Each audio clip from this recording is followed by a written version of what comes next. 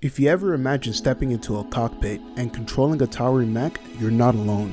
From the battlefield-born suits of Gundam to gritty realism of Armored Core, Mecha anime has inspired generations of engineers, artists, and dreamers. These aren't just machines, these are extensions of human ambition, powered by courage, strategy, and times, raw emotion.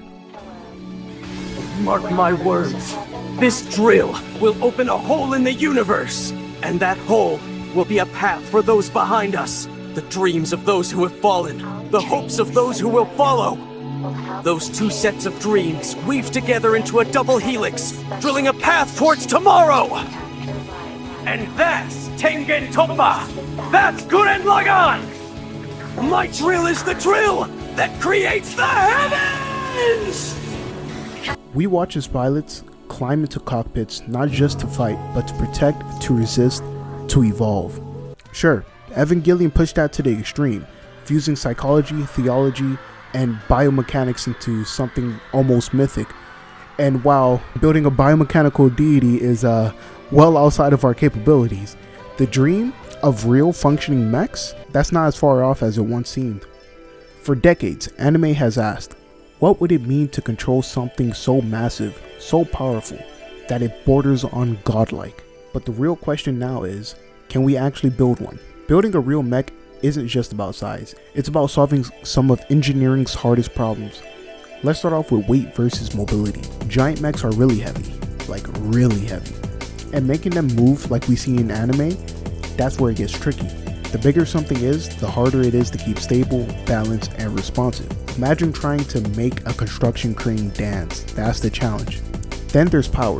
Real mechs need massive amounts of energy just to walk, let alone jump, run, or fight. Most electric vehicles today are built for efficiency and range, not constant high output power. Powering a multi-ton robot, that's like trying to run a tank on an electric scooter battery. We're still waiting on a breakthrough. Maybe solid-state batteries, compact fuel cells, or even a small-scale fusion power. Fusion is still in its experimental phase. Now, we've had tests where they've achieved success, but it's still far away from throwing it into a mech. But if we ever manage to shrink it down, it could be a game changer, delivering clean, high-output energy in a compact form. And here's where AI steps in. Systems like DeepMind have already helped stabilize plasma in fusion experiments, an essential part of making fusion reactors work. Other AI models are helping design smarter reactor shapes, redirect plasma behavior, and simulate whole system functions before a single test begins. Next up, materials. We can't just slap tank armor on a giant robot and call it a day. We need materials that are light enough to move, but strong enough to take hits. Breakthroughs in carbon nanotubes, graphene composites, and now AI-discovered materials are changing the game. DeepMind's Gemma project has already helped identify over 2 million stable materials. Some of them could be perfect for robotic systems. And finally, there's the brain of the machine, the software and control systems. And this is where we're actually ahead. Thanks to robotics and AI, we now have systems that can handle terrain, balance, and movement. Just look at Boston Dynamics Atlas. It can sprint, flip, recover from a fall, movements that were pure fiction like 10 years ago. So yeah, there's still some serious challenges, but for the first time, we're seeing the pieces start to come together.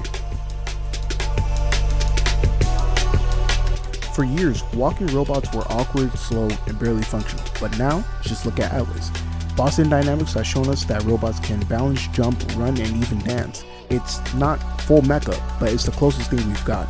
And it's not just about movement.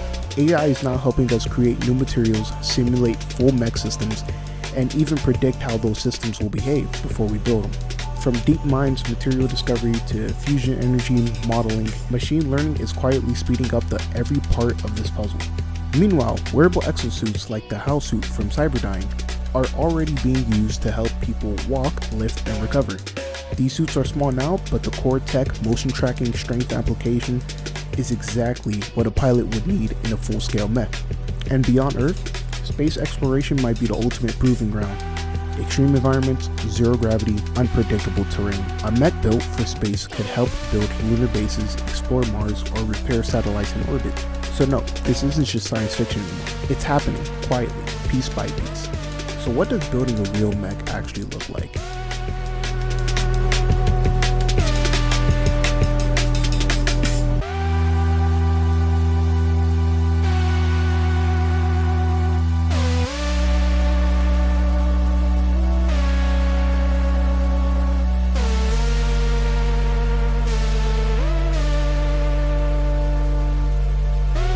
And then there's Sarcos robotics. Their exosuits are already being used by workers to lift heavy loads safely and precisely. And that same tech, motion control, human-machine coordination, could scale up to a full pilot mech system. But building machines like this means facing tough questions too. Who gets the control of this kind of power? What if it's used for war? And what are the rules? These are questions that we'll have to answer before the tech catches up. The dream of piloting a real mech isn't just fantasy anymore, it's a challenge. One we're finally starting to take seriously. Advanced robotics, AI-powered systems, new materials, next-gen energy. Piece by piece, what used to live only in anime is becoming something real. But mecha aren't just machines, they're a symbol of strength, creativity, of the bond between humans and the tools that we build. My drill is the drill that creates the heavens!